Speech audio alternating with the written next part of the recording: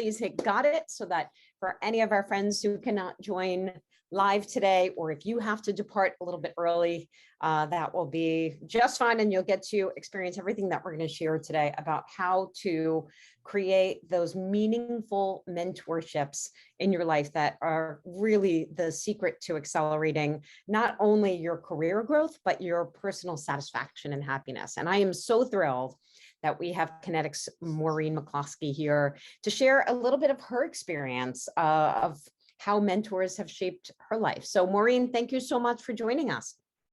Thanks, Jen. Thanks, Barry and Ajay, and to the DPAA. Hi, everyone. It's wonderful to be with all of you today. I am coming live to you from my apartment in my bedroom. We are currently maneuvering between my husband, who's doing live acting auditions, and our 17-month-old daughter and nanny. So forgive any interruptions that might happen in the next 5 minutes as I talk to you all about a very important and meaningful topic to me. I think there is this belief that mentorship is singular. It's one person, it's one moment, it's one person for your entire career. And what I've learned is that it's a series of micro and macro moments. A favorite saying of mine that I use often is that people come into your life for a reason, a season, or a lifetime. And to me, this perfectly sums up the mentor and mentee relationship. So much that I wrote a paper on it during my master's program work. And some of that I'm going to read from you because I think it really helps sum up how I feel about this. For me, I didn't consciously seek out a mentor. I guess I really stumbled into them, and thank goodness that I did. I've been fortunate to have one particular person in my life for the past 15 years. But again, it started 20 years ago, my first job, in those micro moments. And yes, I have my one macro moment, which is my one person that I will say continues to be the voice in my head when I operate on a daily basis. Our working relationship was not always smooth. There were times I think this person wanted to give up on me and I wanted to give up on that person. But we eventually found our smoother ground. And I think that if you approach it like any relationship, it is not always going to be sunshine and roses. Once we found our smoother ground, things really started to happen. And yes, while I did the work to get to where I am today, this person was always there pushing me, telling me things that I didn't believe in myself, and is very much the person that opened the doors to where I am today. And this person is not a woman. It is in fact a man that has been my greatest mentor. So I leave you with all of that to hopefully, if you're just starting out on your career path, take all of this in. I think as you begin to move through your careers, or whether it's beginning, middle, or even towards retirement, you are going to be introduced to so many new faces. And so I would say keep this in mind. The path to finding your mentor is not a straight line. These relationships don't happen overnight. They take time to develop and cultivate, and you should be picky. The mentor-mentee relationship is no casual or transactional relationship. It's deeper than that. It's a responsibility from the experienced to share with the less experienced. When the lessons are learned, that knowledge must be recycled. As people enter your life, you may not realize right away the impact they will have on you or your career. Keep your eyes and your intuition open for your mentors. Make sure they fully support you through thick and thin. Ask yourself if they are in your life for a reason, a season, or a lifetime. Some of these relationships are going to be short-lived, and that's okay, but the lessons are unforgettable. Some will last longer and be a continuous gift. Regardless of timeline, these relationships are to be cherished so that one day you too will hold the responsibility to pass it on to the generation coming up behind you. And I think that really is a beautiful segue into what some of the work, some of myself and some of my DPA colleagues on the We Do committee have been working on to try and create a sustainable, with a strong foundation, mentor-menteeship program. And I think we'll talk a little bit about that, but that really has been my journey in mostly being a mentee. But I think hopefully, if anything, there was something I said that resonated to you, whether you're a mentor looking to become a mentor, or are a mentee looking for someone to help guide you through that. Be picky, be open, and really ask yourself if their person is here for a reason, a season, a lifetime. Back to you. Maureen, thank you. Thank you so much for sharing that experience that you've had. And I love those micro and macro moments as it relates to mentorship, because it's so true. There are some mentors that will serve a very specific purpose at one time, and others that hopefully you're lucky enough to have for a lifetime. And so that's why we're going to use the remaining time that we have together to talk about why this is so incredibly important, how you develop those kinds of relationships of trust. And then we'll share a little bit of what the DPAA and We Do has for all of you as it relates to our upcoming mentorship program. So if you can relate to the comic that you see here on the screen, give me a little whoop whoop or a little hand raise, because I think a lot of people think this way of like, I know I'm supposed to have a mentor, but I don't know what I am supposed to tell them or do. And so we're going to address that in our time today. We're also going to make this interactive, as we always try and do, even though we have, as you can see, hundreds of folks from around the globe. It's important that we are all in this together. So if you have a phone nearby, open up your camera app, highlight that QR code, and that will give you the opportunity to participate in real time, so that we can all make the world a lot smaller, all working together. And this topic, and as I'm sure most of you know, this is Women's History Month, and International Women's Day was about 2 weeks ago. And the topic for this year's IWD was called Break the Bias. And I think there's nothing more important to help break the bias than mentorship. And I'll share a little bit of my own story with you. For those of you who know, I launched Wet Cement several years ago after working at a number of incredible companies throughout my journey of being a TV news anchor, reporter, and IT consultant, and strategy and sales and marketing. But what would happen consistently for me, I'd say probably through the first 15 years or so of my career, is I didn't have a mentor so much. And I would talk to my parents about the challenges that I was facing at work. And my mom had never worked in corporate culture. And my father is a small sole proprietor, workers' compensation attorney.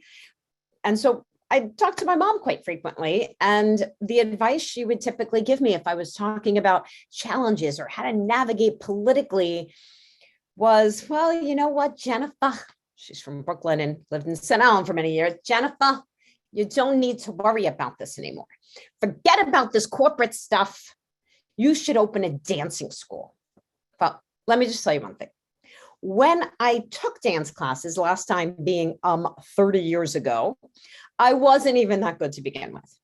But my mom had this perception of the fact that that's what girls do. Girls shouldn't be worried about all of this business stuff. Girls should be, if they're not in dancing school, they should open dancing schools. And so this is part of why, for me, it's so important that all of us realize that we do need mentors who have that knowledge, as Maureen had shared, who have had experiences, who have navigated some of these challenges, some of those challenges being us in our own way. or not knowing how to advocate for ourselves, or to deal with complexity at work, or political nuance in a large organization, managing change. These are not things that you could just say, oh, well, I guess I'm not going to do this anymore. I don't know how to do it. Let me go open that dancing school. And so that's why what we're going to do is we're going to talk about why mentoring is so critical, the roles and responsibilities of both mentors and mentees or proteges, and then how do you really forge a productive, effective relationship and create a win-win relationship? And again, according to the research, it is so incredibly important for women, especially, to get mentoring. This was research that we did with a team of behavioral scientists at Wharton that showed that while women, in fact, have more confidence outside of the workplace, in the workplace, in several key areas like negotiating for your best interests, advocating for yourself, presenting to superiors, speaking up in meetings, and networking, women are not as confident in their own abilities as even women their same age. And then when you see where women are less likely to seek out promotions, we have a very different set of internal barriers that are holding ourselves back from how men are pursuing promotions in the workplace. Most importantly, the biggest barrier being that we are uncomfortable advocating for ourselves. And with good reason. There's a lot of research that shows that women, in many cases, who are advocating for themselves will be labeled with all those bad words that we don't like bossy, brash, or witchy that starts with a B. And so having folks who have gone down this path and learned along the way and have seen the way that this has worked incredibly well, and getting that advice is great. Granted, you can also read some books, but there's nothing, and a good book I'm reading right now, again, is Good to Great by Jim Collins.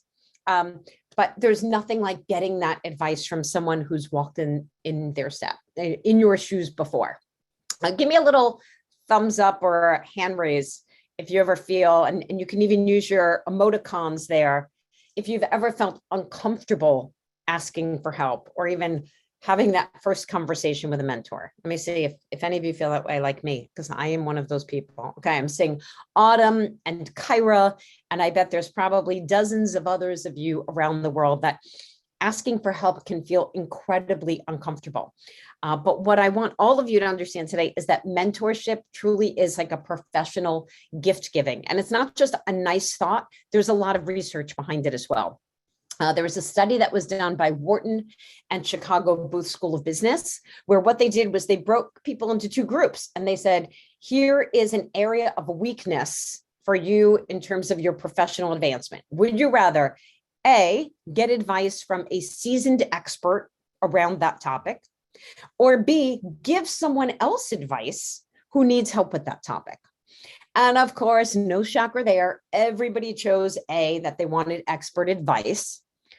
But in fact, it was people struggling to achieve goals who assumed that they needed that expert advice, who were in fact more helped far more by giving advice to someone else on that topic.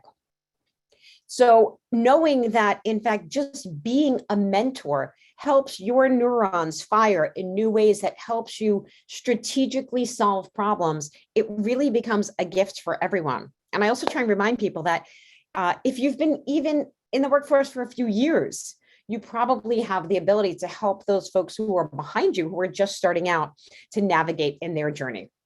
And so this comic makes me laugh because it's, yes, the mentoring session went very well. I think even my mentee learned something, because yes, as mentors, you may be learning that much more. And so I want to just take a moment again, because it's wonderful to see that there's so many companies represented on here, but then also so many HR leaders. So not only do you get benefits of more business and job opportunities, broader and deeper knowledge base, faster advancement, greater status and authority, and improved quality of work, but it actually benefits the company as well. So when the companies are doing this, first of all, their employees feel more empowered by the relationships, but there's other direct benefits if you're looking at ROI: higher employee engagement, higher employee retention, more innovation that's happening, and a better morale and promoting diversity and more inclusive workplaces. You're even seeing a recent study that was done by Cornell that shows that mentorship boosted minority representation at the management level, a tremendous problem here in the US and around the world, by levels of 9 to 24%. So this is not just a nice to have, this is a must have. And in fact, most Fortune 500 companies do have mentor programs today, but not all of them. And as it relates to small to mid-sized companies, those numbers are far lower. And quite frankly, it's more important now than ever for the women of We Do and the women of your organizations, because men are more likely by far to have male mentors than women are having female mentors. And this is why this is an effort for women to help women, but also all of you men who are here with us, for all you men to help the women along the way as well. Because it really is more important than ever. If we look back to workshops that we were doing 2 years ago, pre-COVID, since then, more women have disproportionately lost jobs, able to work less hours and spending that much more time than their male partners on household and child duties. So it's becoming more and more of a challenge where we need help. And guess what? Combine that with things like the gender pay gap, which is still a major issue with women earning 83 cents on the dollar compared to men. The broken rung, which means that there is this real big difference between women who are at entry to mid-level roles and then that management level. And we've got to start to close that gap. And then when you look all the way up to the C-suite, women are currently only getting 1 out of 5 C-level jobs. So some of the ways that women can really benefit are from things related to self-confidence, leadership skills, navigating some of the very gender-specific obstacles that we face along the way, problem solving, and accessing and applying feedback. And so I promised you that this was going to be an interactive session. And now I want to hear from all of you. What are the areas where you think that you could use help the most when it comes to mentorship? So right now you can, again, if you haven't done it already, grab your phone and use that QR code, or you can also go to the Menti that you see on the screen. Blake, if you would be kind enough to put that code into the chat again, that would be great. And then, so let us know in the chat right now, where is it that you could use help? And we're going to switch over to Menti to see what all of you have to say. So give me a moment here. We should be able to pull this right up. Looks like there's quite a few of you now. That's great. It looks like there's about 55 of you. And let's open the voting. So, first off, let us know, do you have a mentor today? And it does not need to be a mentor that is part of a formal mentoring program. It can be somebody that you respect, admire, and trust, that you meet with on an ongoing basis, that knows who you are and where your goals are and helps you navigate along the path. So it looks like, at least from the answers that we're seeing so far, there's quite a few of you, more than a third, that don't have a mentor today. And so that's why I'm so glad that you're here, because we're going to change that. Not only officially through the DPAA and the work that the We Do Advisory Board has been really focused on, but also on a personal level. So we'll show you some of the ways to do that. And then it looks like there's only a handful of you that have multiple mentors. We got to make sure that we're changing that as well. And then when you think about, from a mentorship perspective, what are those areas that you want to develop? Let us know. What are the top things? Is it advocating for yourself? Managing difficult work relationships? Navigating those gender-specific obstacles that you might be dealing with? Problem solving? Self-confidence? Using feedback? Knowing your worth? Leadership skills? Or blazing your future career path? I know that I could probably myself check every single one of these boxes. And if that's how you feel, let us know. This is also incredibly helpful input, because not only will this be shared out with the mentors from the DPAA program, so they know some of those areas to focus on, but it's also information that we will use for future DPAA We Do sessions, so that we'll know where to help you. Just looking at the answers that we're seeing now with the 55 plus of you who have already responded, it looks like advocating for yourself, figuring out your future career path, and leadership skills are definitely at the top of the list.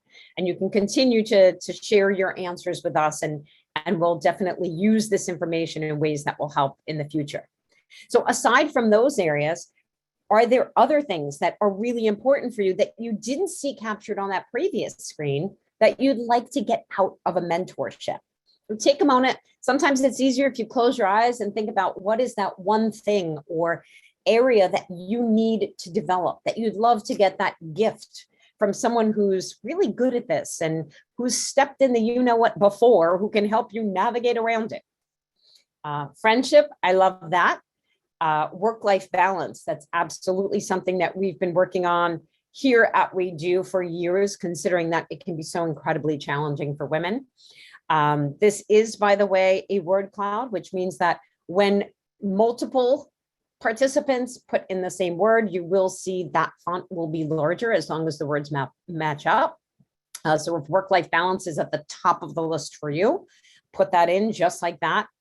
Confidence is an area, of course, that we continue to all struggle with, and we can continue to work on here at We Do, and certainly something that will help you from a mentorship. Okay, so keep those answers going. And as you are continuing and as we're going through this, if there are other responses of areas that you realize that you need help with from a mentorship perspective, keep adding it to the mentee. I'm going to keep it open so that you can continue to share your responses within there. And this is part of why I'm so excited to share that we are launching the We Do Mentor Circles program in the next few weeks. This is going to be a way not only for women of We Do to connect with seasoned, experienced leaders, but also a way that you can build allyship and peer mentorship within the industry. And we'll share a little bit more about what that will mean. And with that, one of the things that you'll want to keep in mind, and if you've come to any of our past We Do sessions, one of the ways that the mentorship can help you so much is if you can identify what is your sense of purpose. So tap into your, and we've talked about this at past sessions, ikigai, which is that confluence of the 4 variables of what you love, what you can be paid for, what you're good at, and what the world needs. Take some time before this program launches in the coming weeks to think about this. What are these 4 things for you? They're entirely different for each and every one of us joining from around the world. And the more you can start to define what these things are and start the conversation with your mentor with what is your personal ikigai, and then combine that with those areas where you need to shore up some of your skills, it's going to most importantly help you connect authentically, both with your mentor as well as with your peer mentors who will be a part of the program. So let's talk about what this actually looks like in action of what does a mentor do and what should they be helping you with on your journey. So a mentor should be somebody who, hold on a second, it's somebody that you can learn from, and all of the mentors who will be a part of the We Do program will be those folks that you can learn from.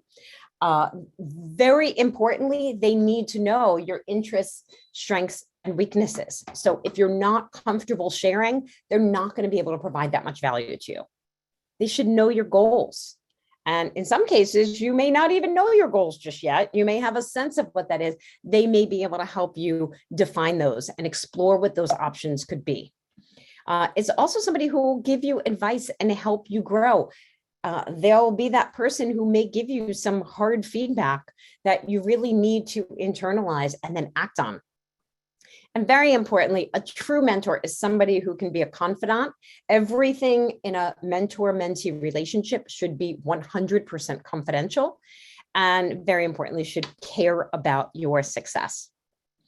But if you're coming to this program as a mentor, there's some important things that you need to keep in mind. So the more you can share your relevant experiences and lessons learned along the way to make it tangible and concrete, the more it's really going to resonate for your mentee. You want to make sure that you're asking questions of your mentee or protege, and don't just take the first answer that they give you at face value and then go from there. Really dig in with them. I always like to talk about it as fact, feeling, and future questions. So you might start with a fact question of a who, what, where, when, why, or how type of question. But then you want to get to a feeling question of, based on what they share with you, understand how do they feel about that? What's difficult for them? Why is that challenging for them? Why is this keeping them up at night? And then a future question to get to, okay, well, if a year from now things were different, how is the situation going to be different? So think fact, feeling, future, and that will help you really dig in with them. Also, make sure that you're watching for limiting beliefs. Limiting beliefs are those stories that we tell ourselves that are not grounded in facts or data or history, but it's these internal barriers that we put up for ourselves to say why we can't do something. As soon as you hear something that sounds like one of those barriers, ask them, do you have any proof of that? What evidence do you have that you're not going to be successful, so that you can make sure it's not just fiction, but it is in fact based in fact. Care about their success, check up on them. And of course, as I had mentioned, maintain confidentiality throughout. And then there's some really important responsibilities for those of you who will be mentored through the program. So for all of you future mentees out there, first off, you have to share your goals, both short-term and long-term. If somebody doesn't know where it is that you want to go, they're not going to be able to help point you in the right direction. You also have to feel comfortable talking about what are your strengths? What are you good at today? So that you can make sure that you're tapping into that and using that incredibly valuable resource. But then also getting comfortable being vulnerable and sharing what are those things you're not so great at today, but that you have the self-awareness to know that you want to work on. Because a mentor can be great at connecting you with people and resources that can help you shore up some of those skills.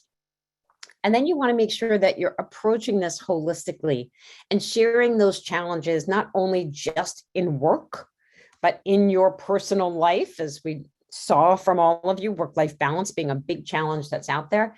And then even your well-being. I think we all know that mental health is more important now than ever. It's touched our lives in new ways, unfortunately, in the past 2 years. And so that is something that you could and should be sharing with your mentor on an ongoing basis. And then find those areas where he or she can help you. Now, we did a previous workshop around finding and building your blue sky blueprint. And this is where you take that time and really sit down and think about, across all 3 dimensions of career, work-life integration, and home and you, what are those things that you want? Or what do you want to stop in your life? And then how are you going to ask for it? This can be a great tool to use with your mentor to come to that first mentoring session to say, hey, you know what? I've thought about it. And this is where I am today. And this is where I want to go. And this is not something that needs to be filled out and completed on day 1. But it is something that even if you started with the top 3 boxes that are important to change, and that will give you more personal satisfaction or peace and happiness, this can be a great place to start. And we had put that link in the chat, and Blake, perhaps you can copy that and we can add that back into the chat for everyone as well. And we can even include that in a follow-up to the workshop. So here are some really exciting things that are coming from WeDo with our upcoming Mentor Circles program. So I'm going to give you a moment to read this, but I'll read it aloud with you as well. So the mission of the WeDo mentorship program is to improve access to career advancement within the out-of-home industry for women. The end goal is to increase the representation of women in leadership positions and out of home. Our belief is that by connecting female professionals with individuals in senior positions within the industry, developing skill sets and creating a network of peers will increase the likelihood of career advancement. So just so you know, this program is the mentees for the We Do program, at least to start, will be all women. However, the mentors may be women or men. So again, it's women who identify as women who can be a part of it. And we're looking for anyone who's just fresh out of college and at their first job within the digital out of home industry, all the way up to director levels who will be a part of the mentees or proteges. And as I had mentioned, we are looking for senior seasoned leaders, regardless of how you identify from a gender perspective, who are director level and above, to commit their time to helping the next generation of leaders.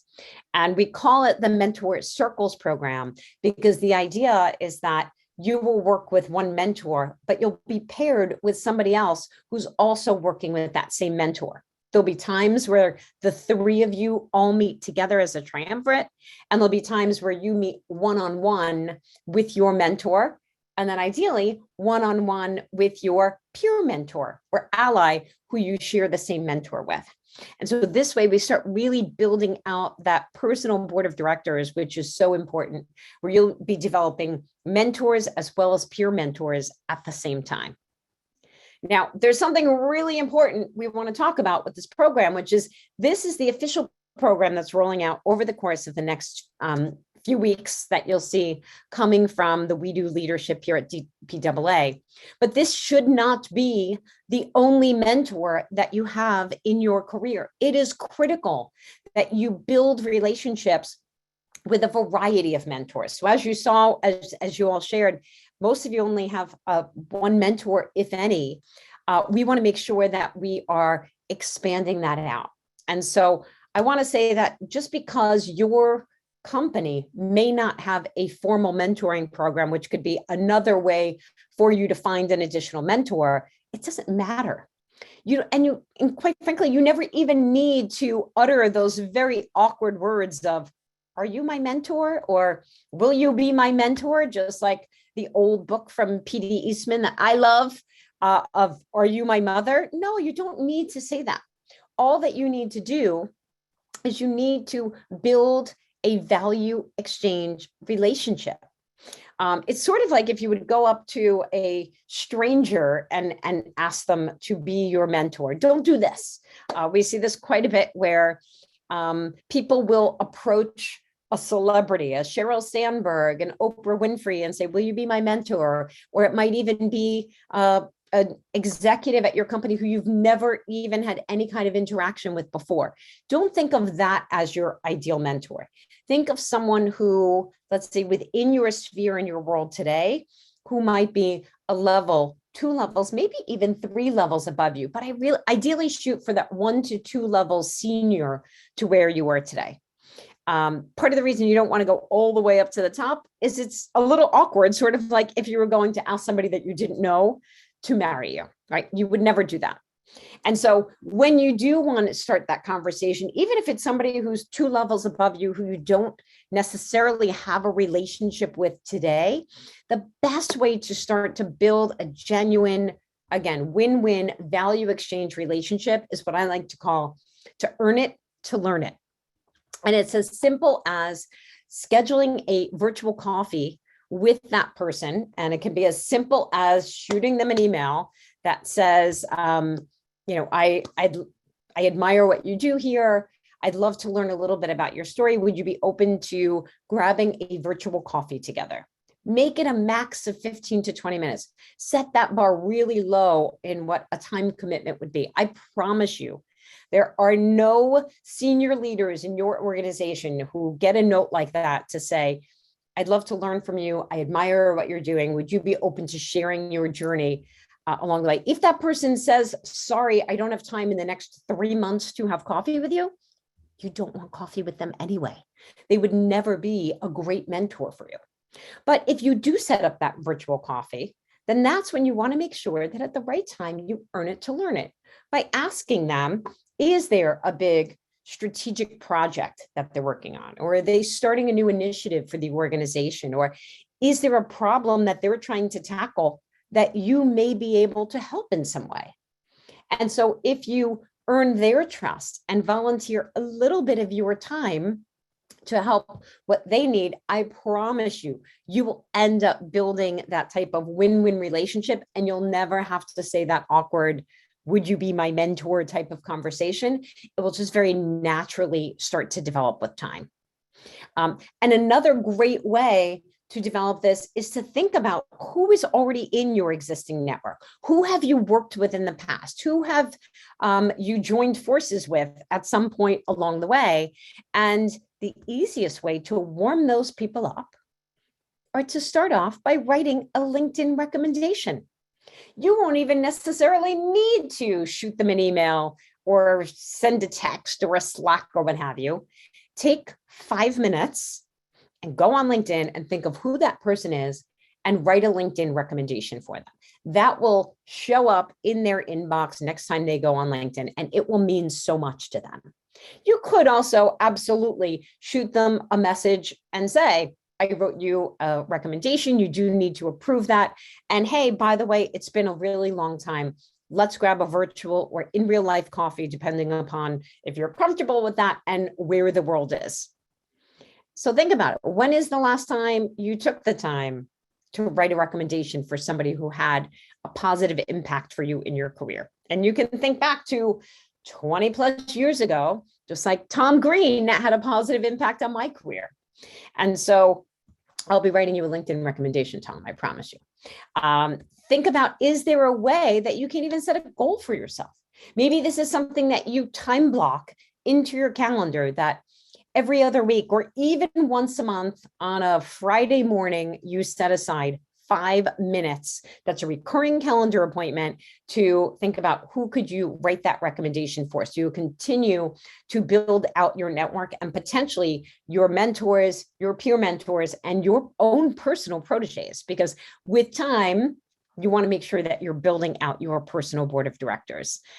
This was a program that we ran, gosh, I think about 2 or 3 years ago now for We Do, where we really laid out for everyone who are all of those folks that you need to have behind you and cheering you on. There is one person on this board of directors that you may not be familiar with the title, and that is a sponsor. So for any of you who are not familiar with that term, a sponsor could be somebody that was your mentor at some point, and we'll come back to this. A sponsor is somebody who could have been your mentor and may even still be your mentor. But a sponsor is different than what you'll necessarily get through the We Do program, because a sponsor is somebody who has seniority. They are somebody with power, influence, and authority, and ideally within your own organization. So they are that person who can represent on your behalf when you're not in the room.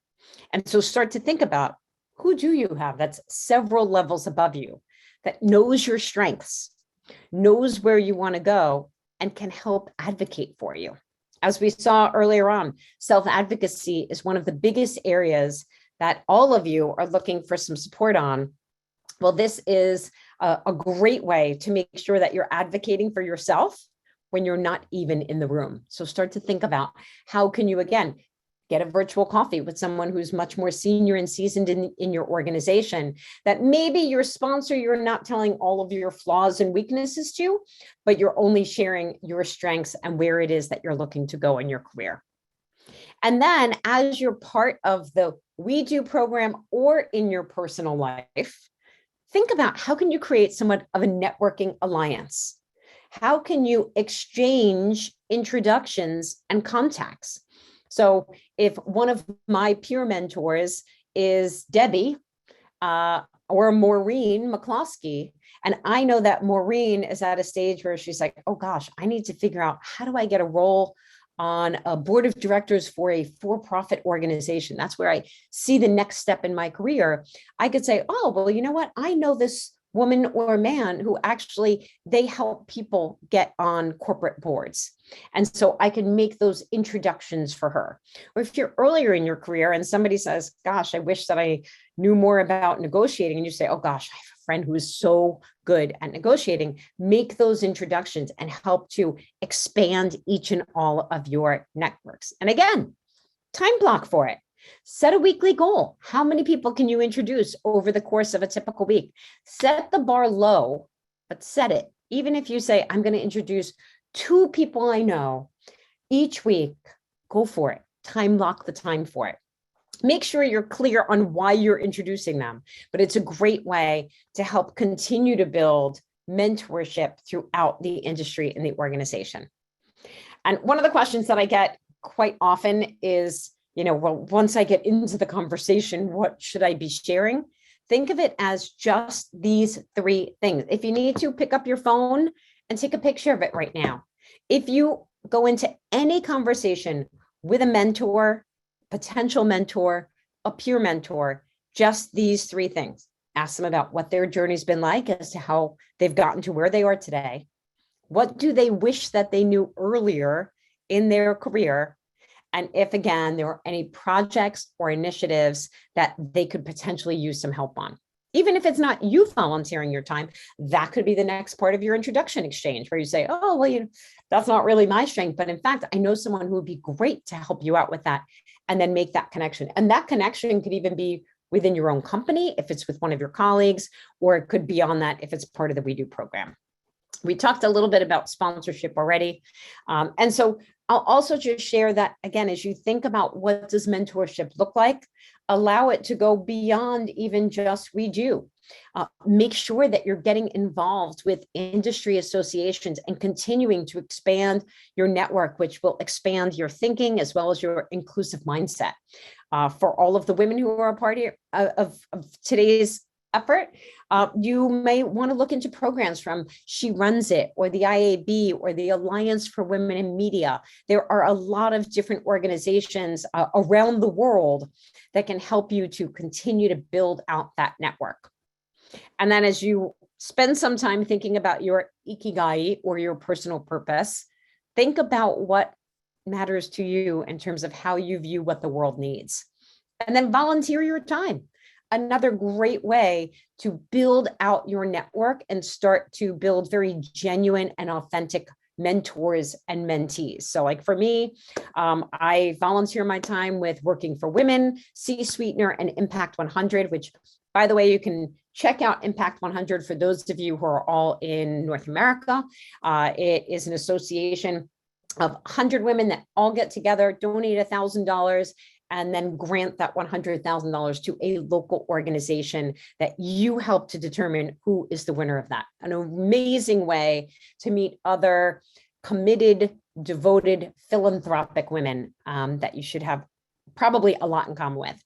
And the last thing that I'm going to leave you with here is to make sure that you balance your board. And this is why I'm so thrilled to see so many men and allies who are part of this today and who have already raised their hand to be mentors for the upcoming We Do program. Make sure that you're balancing your board, not only just with gender, but absolutely from a racial and ethnic perspective, from an age perspective.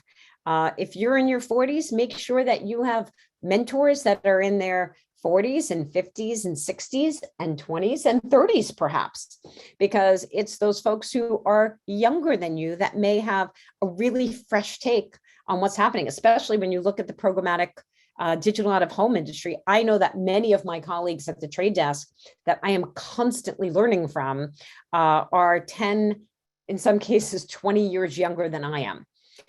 Also, make sure that you are continually having mentors outside of your own organization. They can help you understand if what's happening is normal or not, as sometimes you might be in a culture of chaos. You want to make sure that you can recognize that.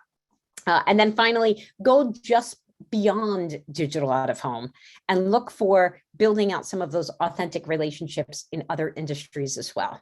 And I promise you, you got this. Keep your eyes out for the information that's going to be coming from the DPAA on how you can join. And then tell us right now, in the chat, what is the one thing that you are going to do? If you have a few things that you're going to do coming out of this, to think about how do you build meaningful mentorship relationships, you can add a few things in there, but it'll be helpful for us to know and to share with the mentors who are going to be part of the program. What is that one action that you think will be important for you to take to start to build this out? Put that in the chat right now. We really want to see what you have to say. And then as you're putting that in the chat, remember, we always have free additional bonus material for you. You can always link in with me. I'd love to have that virtual coffee with you if you would be interested. And we look forward to seeing all of you in a future We Do program at some of the amazing events that Barry had outlined, and certainly as part of the upcoming mentorship program from We Do, whether it's as a mentee or as a mentor.